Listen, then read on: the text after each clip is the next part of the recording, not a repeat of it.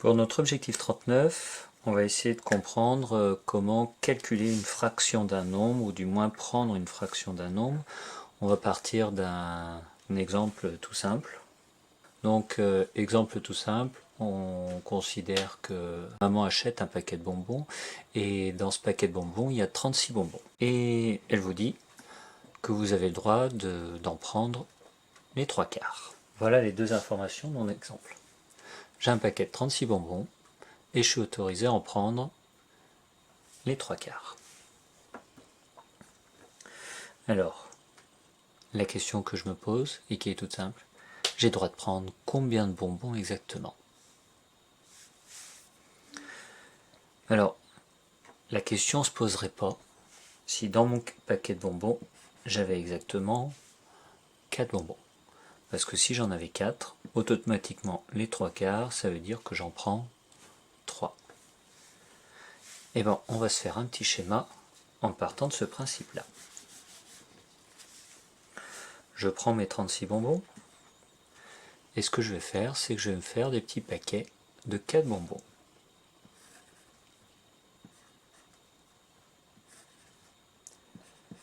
La question que je peux vous poser, et vous posez certainement, c'est mais je fais combien de paquets?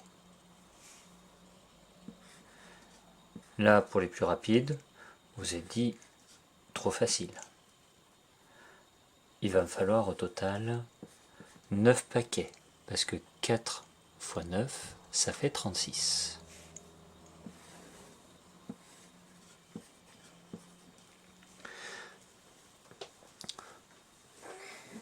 C'est bon?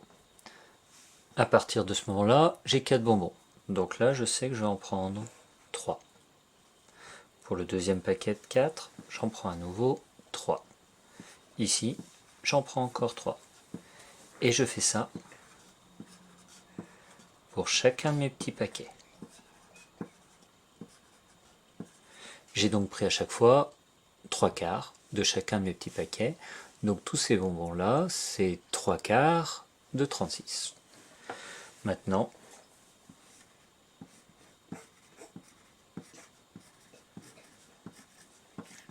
je regroupe tous mes petits paquets. Et la question que je vous pose, c'est combien y a-t-il de bonbons? Je pense qu'il vous faudra pas longtemps pour trouver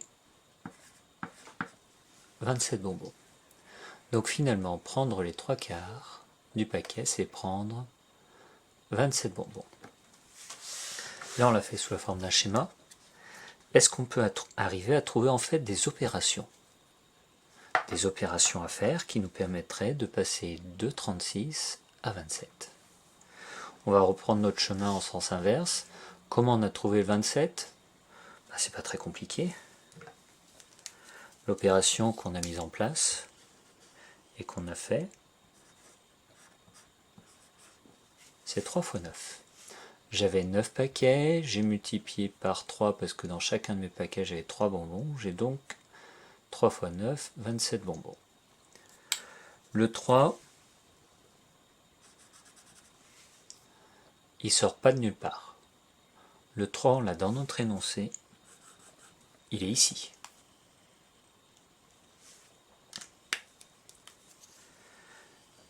Celui qui nous pose problème, c'est le 9. Le 9, il n'est pas marqué dans mon énoncé. À aucun moment on me dit 9 en haut. Le 9, on l'a trouvé dans la partie du dessus.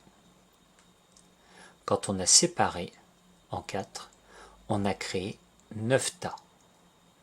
Donc notre 9, c'est ici qu'il apparaît. Mais quelle opération est-ce qu'on pose pour trouver notre 9? On part d'un 36 et on trouve 9 tas. Si je fais des tas, c'est que j'ai fait une division. Et pour passer de 36 et obtenir un 9, j'ai simplement divisé par 4 parce que j'ai fait des tas de 4.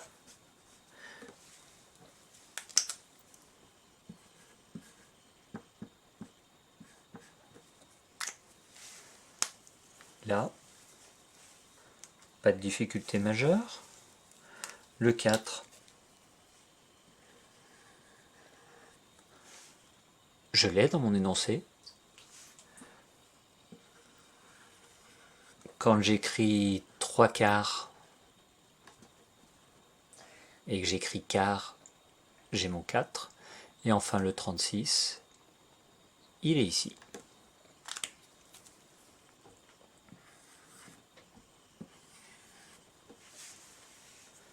Donc finalement, pour trouver mon problème, j'ai fait deux opérations qui utilisent les 3 nombres qui sont dans mon énoncé. J'ai d'abord pris 36, que j'ai divisé par 4, et ensuite multiplié par 3.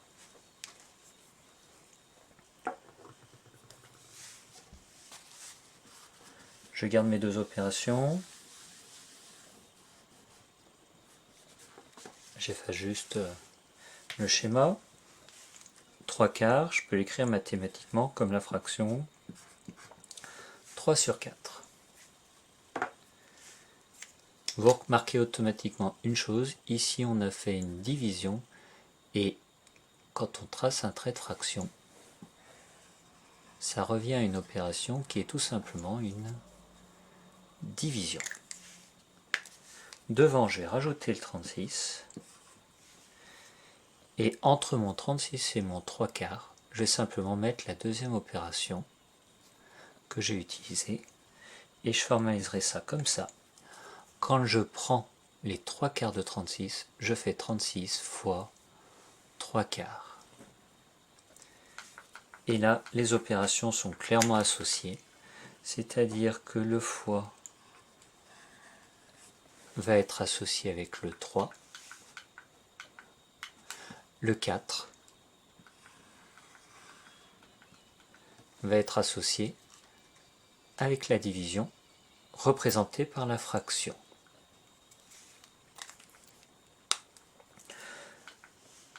On aurait pu se dire, mais on a commencé par la division, ensuite on a fait la multiplication, qu'est-ce qui serait passé si on avait fait l'inverse? D'abord la multiplication, puis ensuite la division. Et bien on va le faire à côté.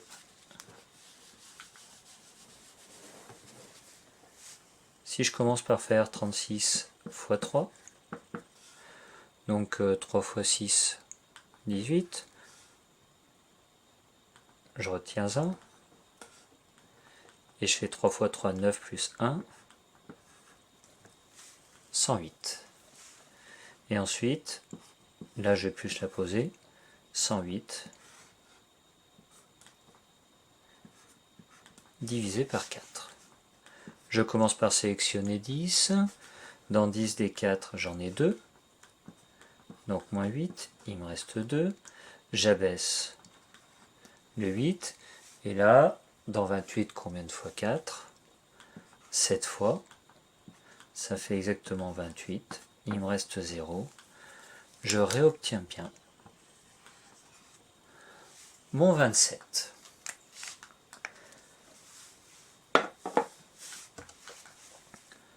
Maintenant, je peux procéder encore autrement, toujours en gardant mes opérations, c'est-à-dire 36 fois 3/4, et je pourrais me dire, tiens, et si je calculais ça dans un premier temps, ça me donne un certain résultat, et ce résultat-là, je multiplie à 36. Alors, j'ai pas besoin de faire l'opération, parce que normalement, 3/4, vous savez.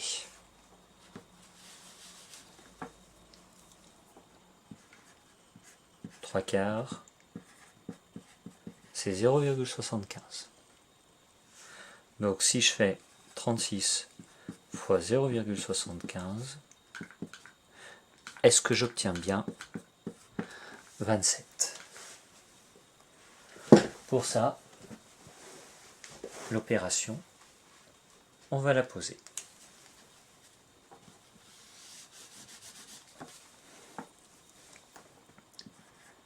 « 36 fois 0,75, 5 fois 6, 30, je retiens 3, 5 fois 3, 15, plus 3, je suis à 18, Je passe à la ligne suivante. 7 fois 6, 42. Je retiens 4. 7 fois 3, 21. Plus 4, 25. J'ajoute tout ça. 0 plus 0, ça me fait 0. 8 plus 2, ça me fait 10. Je retiens 1. 1 plus 1 plus 5, ça me fait 7. Et ici, j'ai mon 2. J'ai bien sûr deux chiffres après ma virgule. Je mets ma virgule ici. Et j'obtiens bien 27.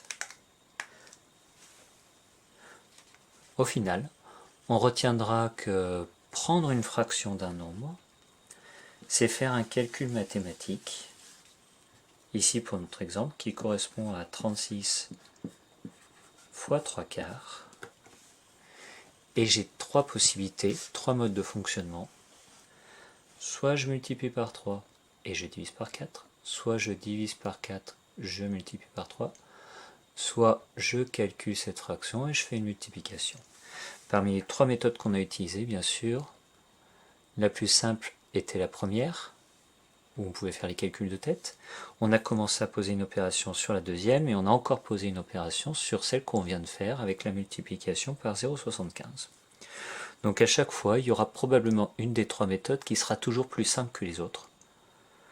À vous d'être assez logique et de trouver celle qui est la meilleure pour pouvoir faire les calculs de tête. Alors, maintenant, j'ai juste insisté sur une dernière chose, c'est la présentation de tout ça.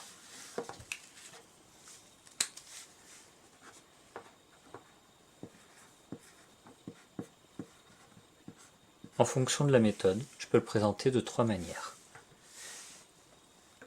36 fois 3 quarts.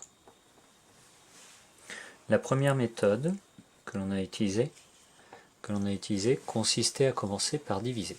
C'est-à-dire qu'au lieu de prendre le 3 et de le diviser par 4, on a plutôt basculé le divisé par 4 sur le 36, c'est-à-dire 36 divisé par 4.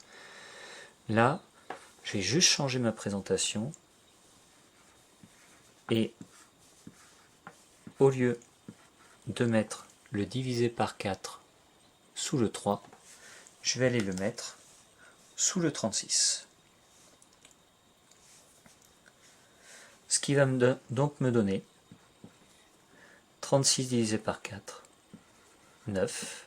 Je garde toujours mon x3. Et j'obtiens comme premier résultat 27. La deuxième méthode, je repars du 36 fois 3 sur 4. La deuxième méthode consistait à commencer par la multiplication, c'est-à-dire le 36 fois le 3. Ce que je vais faire, c'est que cette barre de fraction, je vais la prolonger pour faire passer le 36 en haut. C'est-à-dire grand trait de fraction, je garde le 4 en bas et je mets 36 fois 3 en haut. Et là, je calcule. 36 fois 3 tout à l'heure, on a dit que ça faisait 108 sur 4. Et si je calcule, alors bien sûr, là on ne le pose plus, mais on l'a posé tout à l'heure, et on sait que notre résultat, c'est 27. La troisième présentation,